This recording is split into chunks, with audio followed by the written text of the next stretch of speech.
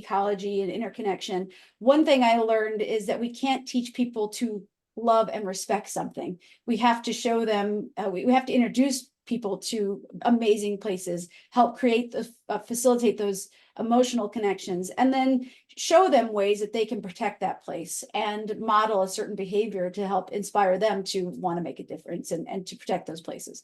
So with Green Adventures, I started Green Adventures in 2009 after having worked for a company in the Bahamas for 7 years. I was teaching marine science to high school kids in the Bahamas. And then one of the teachers who worked with me at that point said, Tara, if you started your own company, we'd follow you anywhere. And I was like, oh, I don't know how to do that. But I was 29. I used my last $1,000 and I started Green Adventures. And we were first in Alaska and Baja were my two destinations. And then in 2010, the International Becoming an Outdoors Women program that was also based in Stevens Point, Wisconsin, but they're now in about 30 different states across the United States and provinces in Canada. They contacted me and said, Tara, would you like to do bow in Baja? And I said, yes. And that was our very first women's trip in 2013 and 15 destinations a year. We have our US-based ones like Alaska, Florida, Idaho, and Wyoming. But then we are all the way over in Africa, Iceland, Peru, and we're adding destinations all the time. So my mission has always been to help people fall in love with wild places through extraordinary eco-adventures that help protect people, places, ecosystems through ecotourism. And so what does that mean? I have this picture here because it's like it all starts with a dream, and that's really what it's happened with me. I find places that I love, and then I hope that I can create an itinerary that is, I feel, very beautiful and flows in a way that's almost like a party. When someone comes to your house, you're like, oh, you're having hors d'oeuvres, and then middle of the party, you're like, this is the most amazing thing. And just as you're about to leave, you're like, you want more. Like, when are we doing this party again? And it's just the way that I like to introduce people to experiences. So it starts with a dream. And this picture, I have it here because it says, live the life you imagine. I was someone who wanted to have big animal encounters. I wanted to be a Nat Geo explorer. I wanted to see the some of the remote places in the world, but I wasn't a scientist. I wasn't rich, and I wasn't sure how to do it. But it's through travel and education that I've now found ways that we can that anybody can have extraordinary eco adventures. So it starts with a dream. And by the way, I'm owner of the company, but there are 5 other tour leaders as well, who are all environmental educators who have different passions and expertise that they share on each tour. But we develop partnerships at each destination with locally operated guides.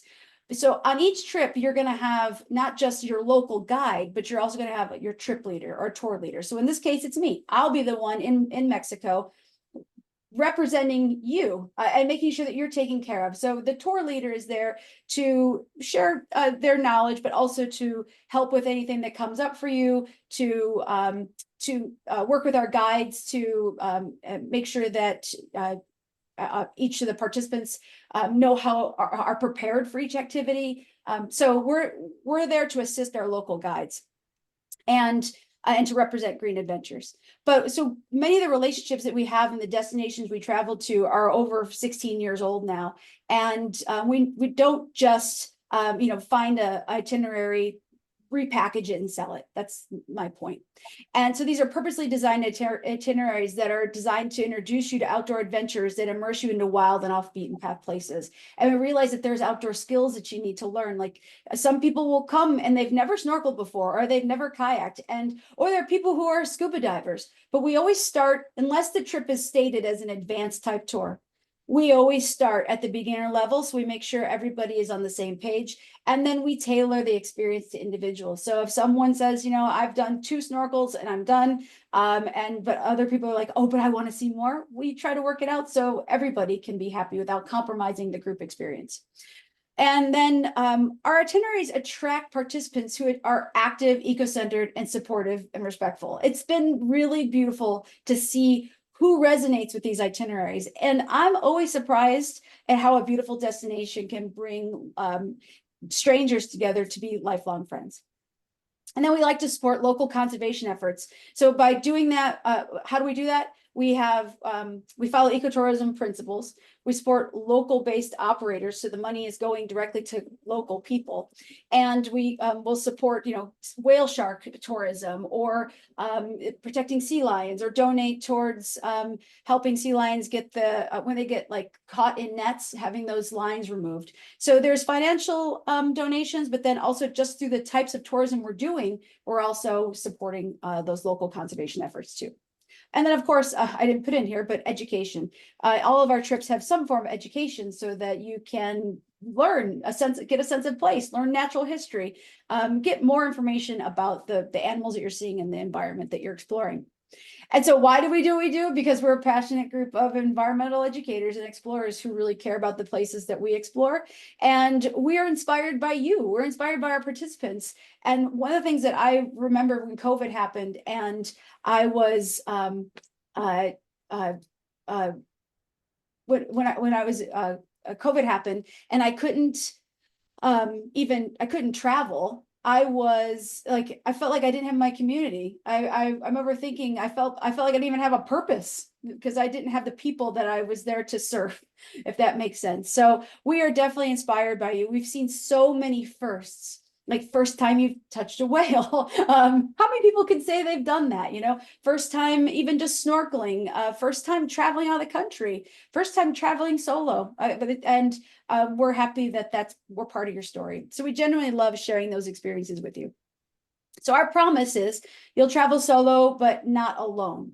And that doesn't mean you can't have alone time. It just means that I want you to know that no matter who you know on the tour, your first friend is your tour leader. We're your first adventure buddy. If you've ever written me and you see my emails come through, it says, Tara, your first adventure buddy, because I want you to know somebody on this trip, regardless of if you're coming with a friend or not. And we do have, I don't know, I haven't looked at this itinerary, the roster. I think quite a few folks on this trip are solo travelers. There might be two that might be traveling together, but our trips go from anywhere from 40-60. It could be 40-60 solo travelers to those with friends and vice versa. But we say by day 3, it's the magic day. And really, it's hard to tell who has traveled with a friend or a family member and who's a solo traveler, because we are all a Green Adventures group. Also, another question usually comes up is what's the age? Our age is usually 55. It's the average. 50 to 55 is the average. We occasionally get someone in their 20s, so occasionally get someone in their 30s, and occasionally get someone in their 80s. And we're multi-generational, and we like it. For a long time, I struggled with having to put a number on our tours. Like, we are designed for women 50 and over, but all women who are healthy and resonate with this tour are welcome. And I say where there's a will, there's a way. So we always focus to make sure that every individual could have a really great experience despite their age. And no one's the slowest or the fastest. We're all a group together. But the point of this is that we'll make sure, as your travel buddies, is before the trip, we'll have a pre-trip meeting and we'll go over any of the packing lists. We give you a very detailed packing list. We'll go over the packing list, any entry requirements or suggestions that you might need, like for purchasing travel insurance or whatever it is that you need help with. We're also a WhatsApp chat group, so you can write questions anytime. You can reach your tour leader, which would be me. And when you arrive on day 1, unless you come in early, when you come in on day 1, we're going to be right there at the airport to get you. So you have 24/7 support too. And this is important, I think, when you're traveling, especially if you're traveling solo. Like, what if I get sick? Am I going to go to the hospital by myself? Who will help me? We'll take care of you. You have friends there.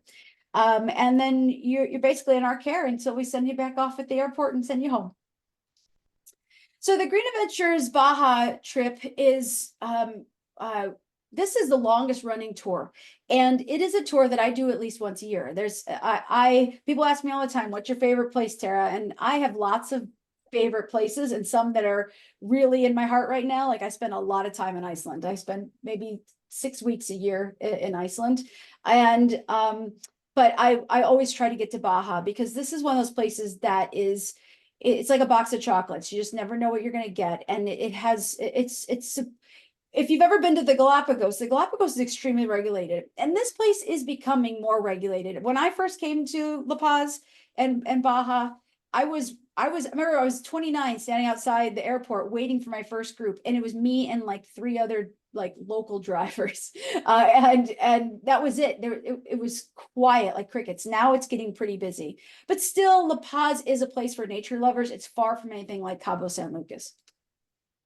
So if just here's a nice satellite footage of um actually, sorry, it automatically moved the screen for me. Let me see if I go back to that. What I want to show is that it's a desert environment. But even though it looks like it doesn't have a lot, it's one of the most biologically diverse places in the world. And there are over 900 species of fish in the Sea of Cortez. And I have to keep going back because it's on a time slide, unfortunately. Let's see here. Oh, I can pause it. So yeah, so there is this body of water here is just 7 million years old, and one of the most biologically diverse marine systems. And like I said, it's over 900 species of fish. And this is where you could swim in the wake of like 1,000 fish or the largest fish in the world. And of course, which is the whale shark. It's also home to 33 different species of marine mammals, and 1/3 of the marine mammals can be found here all year. And this is, you find fin whales here, but you can also find the largest whales in the world, the blue whale, which is, there's a chance that you could even see these potentially in March, but they tend to be more visible in April and May. We have the largest dolphins in the world. Occasionally you can see these tropical orcas, but more likely you're going to see megapods of dolphins. And every night we'll go out looking for the big stuff. So that's what I was leading to, saying I feel like this is a place you could still have the adventure. And I was saying the Galapagos is extremely regulated, so boats have to decide where they're going like months in advance, where we can plan our itineraries and our day based on what's going on. Where's the wind? How's the water? What's the water conditions? What's the animal sighting? So we will go out after some of our snorkeling or kayaking activities just to look for big animals. And it's quite possible that we will run into seeing these megapods. There's over 200 species of seabirds that could be shorebirds that can be seen in Baja, including the blue-footed booby, which is the only other place to see that would be the Galapagos. And there's over 2,000 different species of invertebrates that can be found, from the sea stars to lobsters and sea cucumbers. That's what this woman's holding here in the bottom right. Octopi, nudibranchs. This is a nudibranch, this black and orange creature in this person's hand. But what is truly remarkable about the Sea of Cortez, in sense of an invertebrate, is our reef-building corals. And this is one of the few places in the world where reef-building corals can be found where there's such cold water. So most reef-building corals are found on the eastern side of land masses in North America. But in here, reef-building corals can thrive because of certain conditions. And one of them has to do with the constant sunlight. It's in the Tropic of Cancer. So there's a lot of sunlight that this region gets, but also these offshore winds will create upwellings where nutrients come to the surface and fertilize plankton. And the planktons is blooming, and that becomes food for the primary food web. And then it attracts the whales and that's why you have many different species here, just because of it's got so much food. And the corals provide habitat for many of the animals who would be coming here to many of the animals. Let's see here. So this is, I really love this quote from Carl Safina of the Blue Ocean Institute. And he just said, what really amazes me about the Gulf of California is how alive it is. It's islands populated not by seabirds and not by people, but by seabirds, sea lions, and lovely life-asserting desert plants. It gives the impression of wilderness far beyond the proximity of the U.S. and mainland Mexico. Despite serious overfishing for some species, the Gulf is largely a safe haven for us, and a safe haven too, for an easily accessible place to marvel at wild abundance, wide horizons, and intense desert beauty.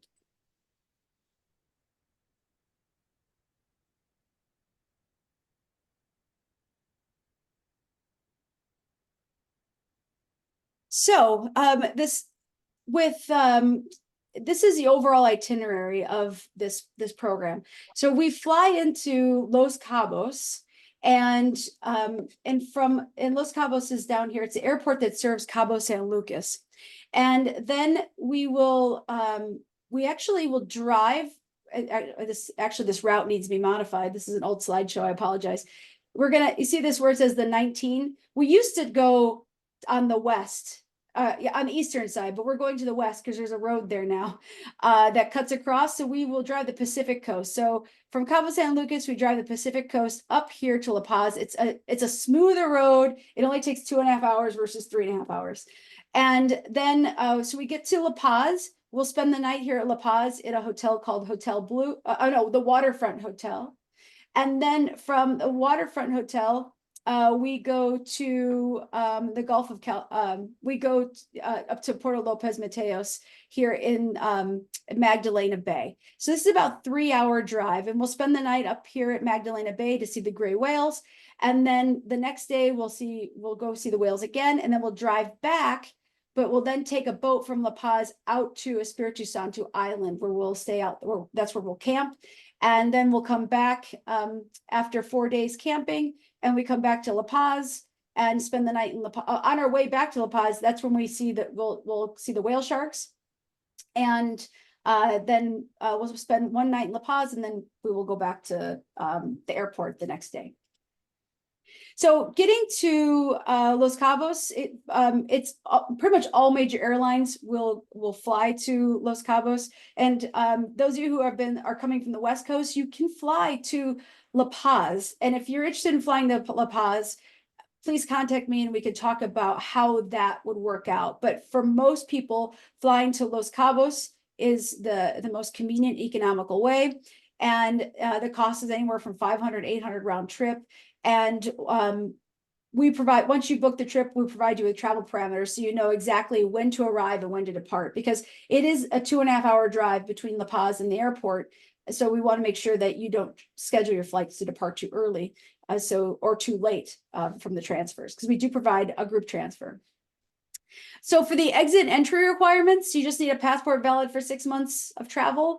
And if there are State Department advisories, I mean, I've been doing this for, I don't know how many years now, like 16, right? And we've gone through a lot of advisories with Mexico, but it's usually related to specifically Tijuana or Cabo San Lucas.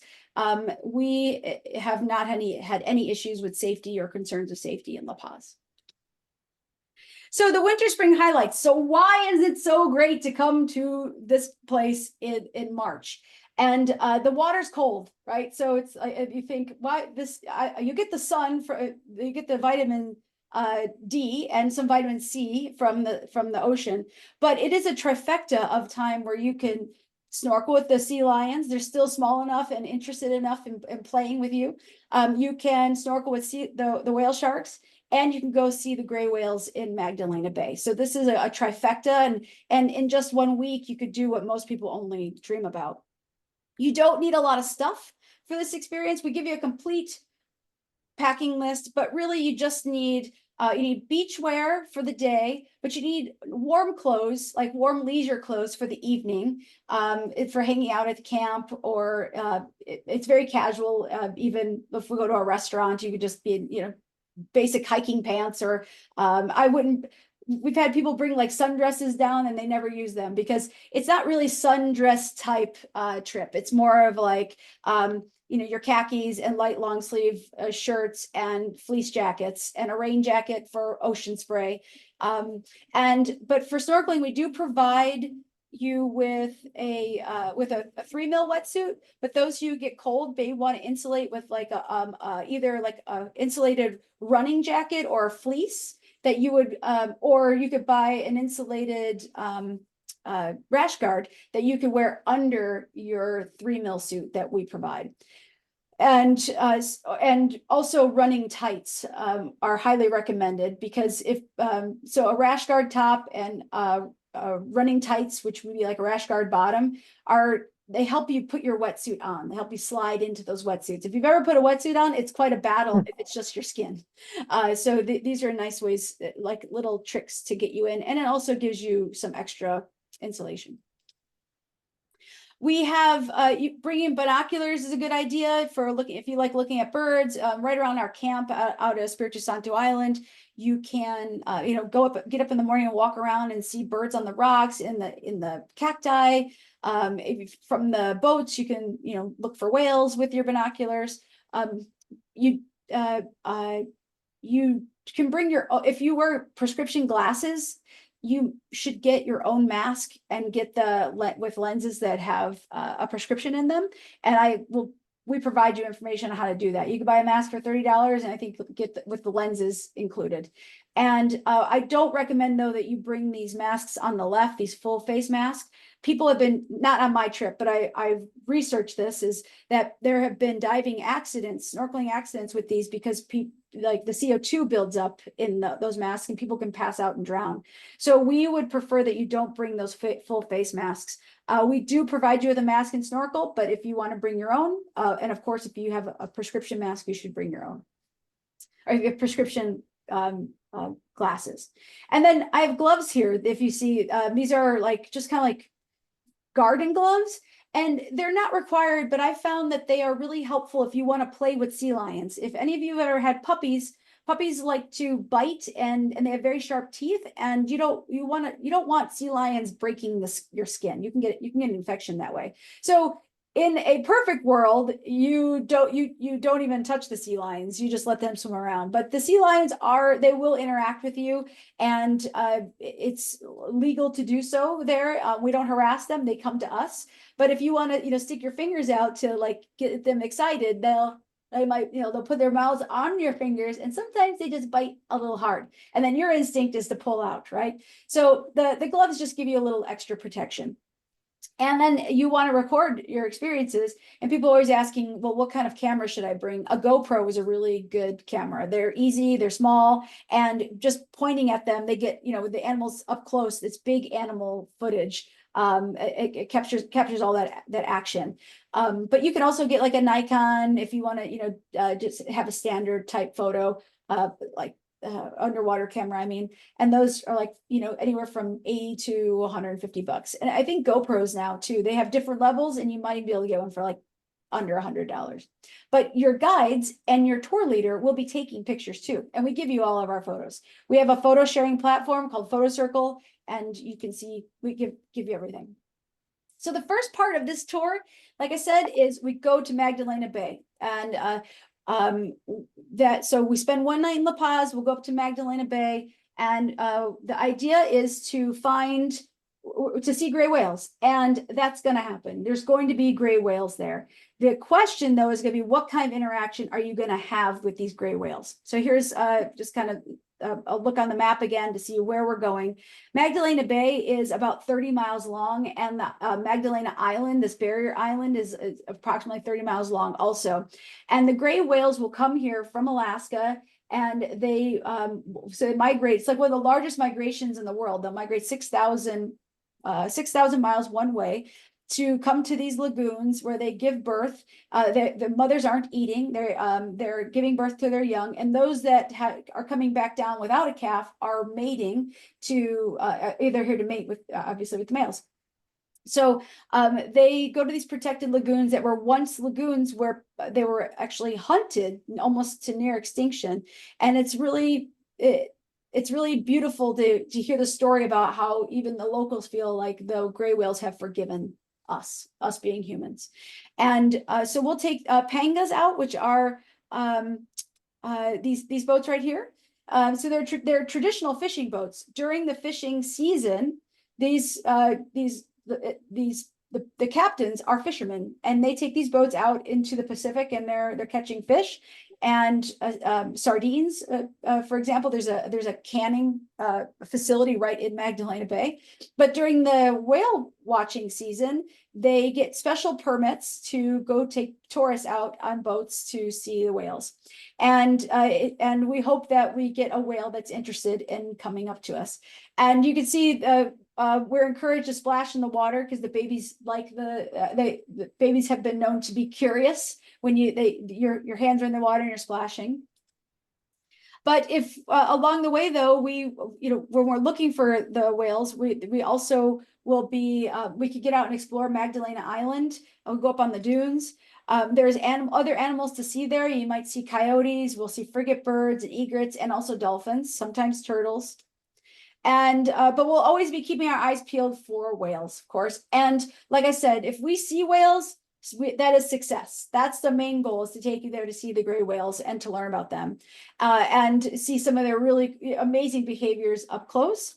But then also, I know that another component is that we want to be able to interact with the gray whales as well. And so sometimes we have mothers who come right up to the boat and let us, touch them, and to look right in the eye of a whale is really life-changing. And I think that when you start to learn, that a lot of gray whales are washed up on beaches with plastic in their stomachs, and next time you go to the grocery store and your choice is to bring your own bag or take a plastic bag, you start to think about the implications of where's our trash going. You make connections to that. And I always tell people, like, at the end, you had a chance to interact with these gray whales, and they're going to continue on their migration. You're part of their story, but you should also be doing things to help protect that, ensure that their story continues. I really like this video. Let me see if this goes through. Sometimes with the internet, it's a little slow. I call this "Baby Gray Whale's Got the Spins." So we just stuck the camera in, to see this gray whale next to us. And look at that. How cute are they, right? But like I said, being able to see the whales is one thing. And then we also would love for you to be able to touch them too. And this is kind of we've had some really grandiose experiences, but I want to keep it to a very simple expectation that this is what it would look like to interact with one of these beautiful creatures. Okay, so let's talk about La Paz. Okay, so after we go from Magdalena Bay, we then go down to La Paz, and we take a boat out to La Paz. But I do want to just kind of introduce what La Paz is. It's the gateway to the Sea of Cortez. There's about 250,000 people here. It's mainly a middle class city. It's the capital of Baja Sur. And if you have, like, I think, people have talked to me about coming in early or staying later and staying on La Paz. It's a very safe place to just enjoy, like restaurants and the Malecon. They say La Paz has, 365 beautiful sunsets every day. And it's pretty true. And a lot of people walk here along the Malecon to see that. There's cathedrals that were built in the 1500s. So it's a really cute little place to just explore. But we only really spend our nights there. We don't spend a lot of time exploring La Paz itself. Our goal is to get you out to Isla Partida and Espiritu Santo Island. So many people refer to Espiritu Santo as the whole island, but it's really two islands, Partida and Espiritu Santo. And our camp moves each year. So it's hard to say where the park will give us specifically our camp, but you can expect beaches that look just like this. And it's a World Heritage Site and Marine Preserve. So we've been known to have our sites at El Candelero and Ensenada Grande. Those are two places where we've had our camps. And Los Islotes over on the left side, that's where the sea lion colony is. So we will spend most of our time exploring this western side, the side where these beaches are, where we will explore different types of corals, bays for snorkeling with corals and rocky reefs, and we'll do a little bit of hiking, a little bit of kayaking on this island. But it's about 26 miles long to give you kind of perspective from the north to the south. And it's a volcanic island, so we'll get this, you just get a chance to, well, especially as we're kayaking along, you can see the different layers of volcanic ash, and where there's sedimentary rock, and like different mixing of rocks in different colors, and yeah, different colors of basalt. But we also keep our eyes peeled for wildlife, and one of the charismatic fish that you can see above the waterline are these mobula rays, which are cousins to manta rays, and you'll see them jumping out of the water. They'll flip. They do all sorts of acrobatics, and sometimes we've been there where below the surface there's hundreds, maybe thousands of these mobula rays, and if their conditions are right, we can jump in and snorkel with them. Again, so it's like a box of chocolates. You never know what you're going to get. We are just ready for opportunities to do whatever Mother Nature presents to us in a way that's safe and fun, and also for us, but also safe for the environment too. But this is what our beach camp looks like, and you can see, there's the tents all lined up, and we have a dining room that's also our classroom, but it's also the dining area, and then you can see the like beautiful desert all around us. Each tent, so this is an older picture of our tents. We just got brand new tents, and those are the ones I just showed you. But in each tent, there are 2 cots there with pillows and sleeping bags and an ocean view. And they also have a lantern in there and a little cupboard to store some of your like toiletries and stuff. But I love waking up or going or just kind of resting in my tent at sunset. And sometimes you see the pelicans like diving along the water, fishing in the water, it's just really serene, beautiful nature. And I like to say it's a 1 billion-star resort, right? So the stars are spectacular out on Espiritu Santo Island. And here's what the kitchen looks like. We have a whole crew that's preparing food for you. On this tour, actually, I don't have this picture looking right at us, but this is Chibello. He's here in the blue shirt. He's my partner in crime there, and one of the best guides, and everyone loves him. So he's one of our local guides that'll be with us. But we have in the kitchen for our group, her name's Anna. She's a chef, and she prepares really good food. So this is what it looks like by day. And actually this photo, we don't have this, if you look in the distance, we don't have those beach chairs there anymore. The park has made us really scale down on what can be brought out. So it is my initial photo, which is the tents, some chairs, and this dining area that can become a classroom. And so we'll do slideshows here in the evening too. But here's what the tents look like from the outside. And I know you're wondering, where do you go to the bathroom? So we have these basically marine heads. So they're modified marine toilets in like a little stall, and so they're flush, and then they're emptied by the crew. But there's toilet paper, and you put your toilet paper in the can, and your waste obviously goes into the toilet. But you don't have to dig a hole. That's the main thing here. And then we do have solar showers. And the showers are fresh water, so you can also go out into the ocean, lather up, and then do a freshwater rinse in the shower.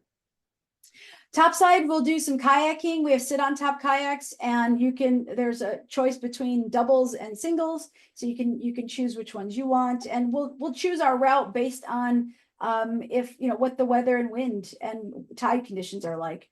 But it's a great way for us to just like paddle along the shore, look, you'll see fish in the rocky reefs. It's usually crystal clear. We'll see birds and Sally Lightfoot crabs like this one here.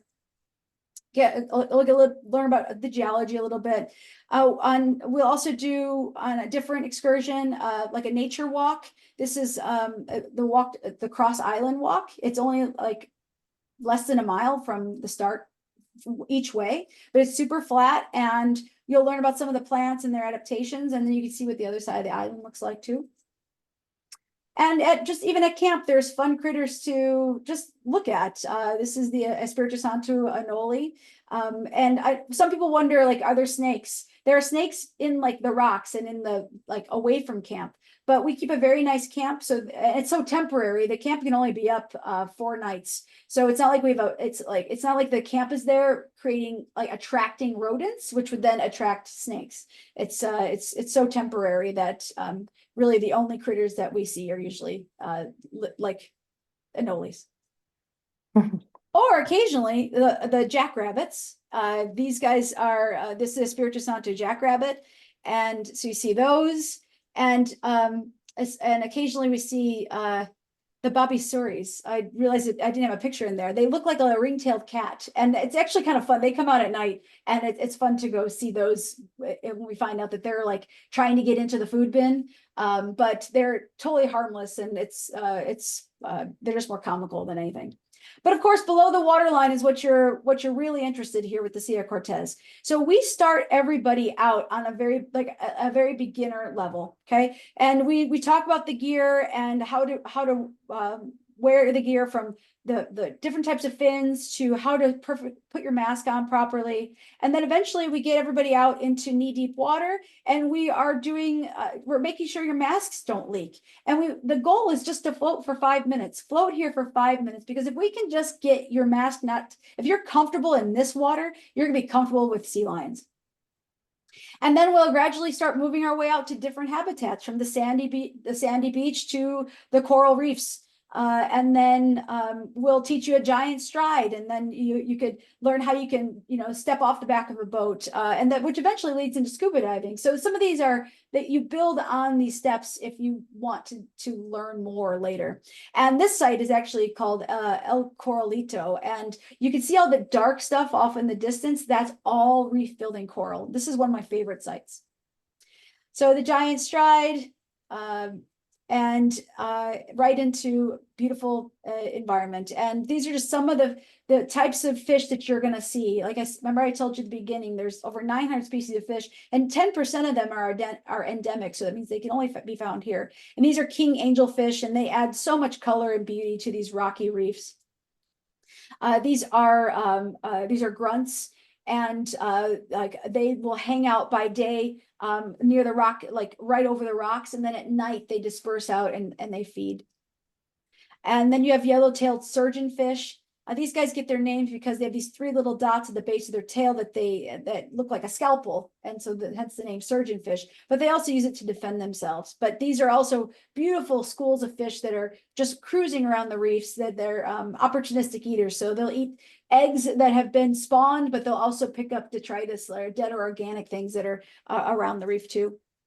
And then, of course, it's snorkeling with sea lions. That is a huge highlight for this experience. And we snorkel at a place called Los Islotes.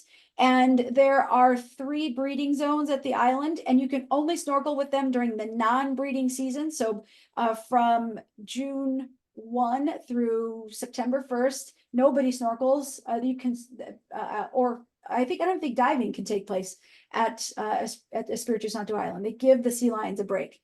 But during this time, when we're there in March, we are playing with teenagers.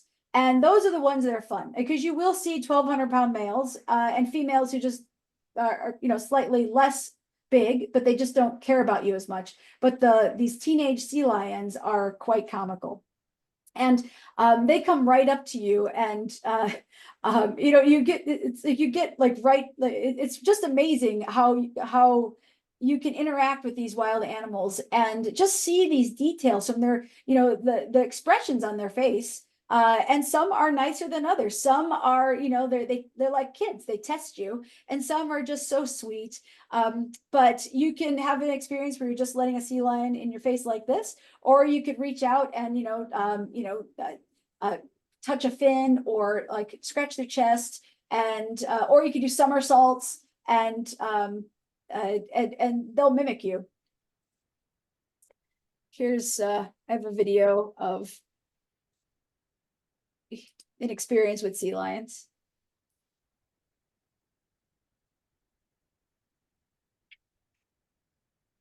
So they actually, if you watch it's not all slow. It's all, they're very antsy. So they'll nibble on your fins. They'll play chicken with you. sometimes you don't even know that you have a sea lion next to you. You'll be swimming along and something's pulling on your fin. But it's so much fun. I can never get tired of snorkeling with sea lions.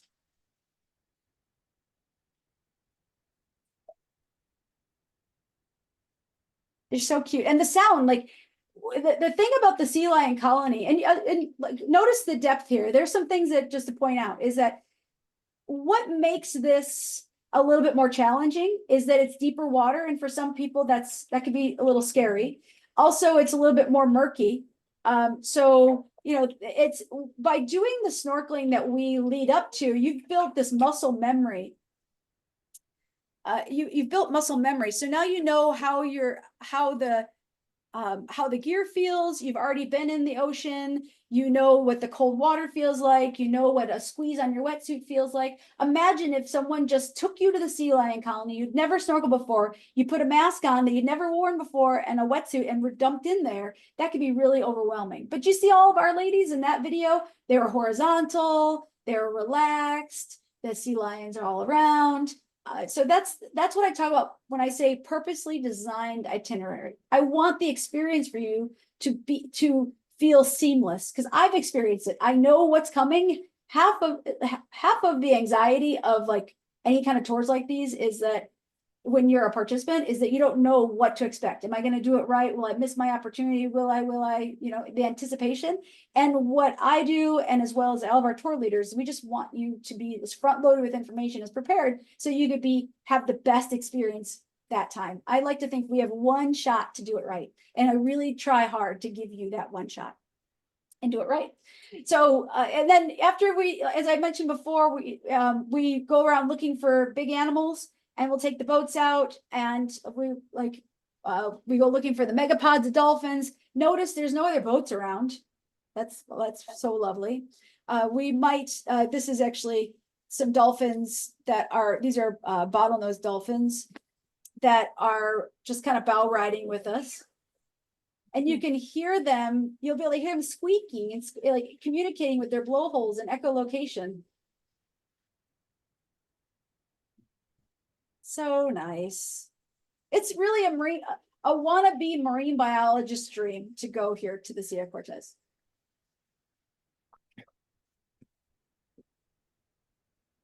There's also a possibility that we could see humpback whales. We could also maybe see, humpback whales, fin whales, bride's whales, minke whales can all be seen there. All right, so let's talk about whale sharks. Big stuff. So after we've had all our experience out at Espiritu Santo Island, the day we're going back to La Paz, we match that with snorkeling with whale sharks. I told you whale sharks can get 60 feet long, but the whale sharks that we will be swimming with are juveniles. You will probably be with 10 feet to 20 feet long whale sharks. That's still something that's pretty amazing, I think. And this is a highly regulated activity. And all tourism directly supports whale shark conservation too. So we get put into a queue. Actually, let me just show you something here. I'll show you. I have this on a slide. So this is the Bay of La Paz, where the gray area is, and that's where the whale shark sanctuary is. So on our way back from La Paz, we may have lunch on the boat. It depends on what our timing is, and we'll wait for our queue. We'll go into the whale shark sanctuary. We'll get a briefing, and then we go in teams of no more than 5. And so we'll sit on the back of the boat in teams of 5 with the dive with the guide. And then there'll be a spotter. And so when the spotter is looking for the whale sharks passing by, they'll say, all right, go. And you all get in the water together and follow your guide. And because it's really hard. This is actually more murky. It's really shallow, but it's sandy. So there's a lot of turbidity in the water. And you follow your guide, and your guide will say stop or just give directions. And then you'll look down, and this big like freight train will be coming at you. And the goal is to not let it hit you. Not that it hurts you, but you don't want to hit it or you don't want to touch it. And that's also part of the regulations is we cannot touch the whale sharks and we have to maintain a certain distance. But sometimes a 15-foot animal that's cruising along is, you have to get out of its way. And then we swim alongside of it as long as we possibly can. And here's a video of that.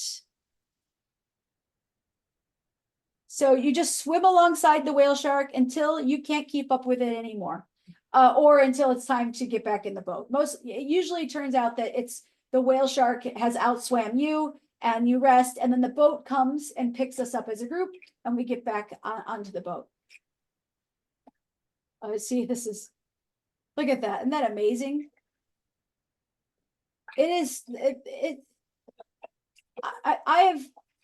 I've never turned down an opportunity to go snorkeling with whale sharks, because even though they have the same facial expression every time, and I don't know if you can see it on here, but this is their facial expression.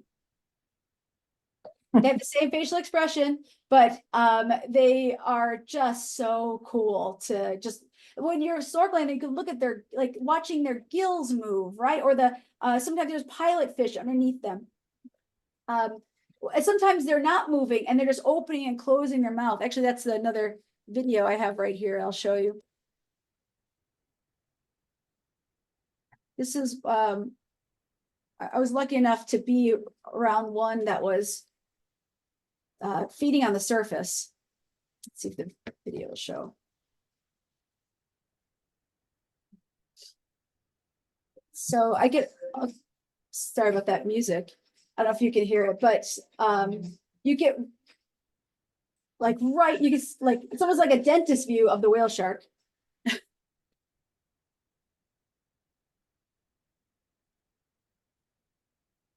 And so, and notice too, like they don't have teeth. They have a throat the size of a golf ball, and they're filter feeding. So that's how they're eating. They're just filtering plankton out of the water, and they're filtering, like it goes into their throat and then through their gills. And this is how you reach me if you have any questions. But I'm also happy to take a moment now to answer any questions. I can look in the chat as well. There's no questions. Does anybody have any questions about the tour? About La Paz? I don't really have any. Okay, good. Does it sound like something you'd like to do? Yes. Good, good. Well, that's it then. So that was really, it's one of my, like I said in the beginning, this, as I try to introduce Green Adventures, because so much of what Green Adventures it was started with the Baja program, this desire to have these really big animal encounters in a place that felt like I could be a Nat Geo explorer, and to to just do things that I always dreamed about. And it's all right here in our backyard. And it's this trip that has really evolved many of the other tours. So I'm happy that this is one of our longest standing. And I hope that you'll join me in March, and then I can introduce either this year or next year, and I can introduce you to both the place that I love and the people that help you fall in love with it. Awesome. Thank you. Thank you. Thank you, Tara. Thank you. Thanks.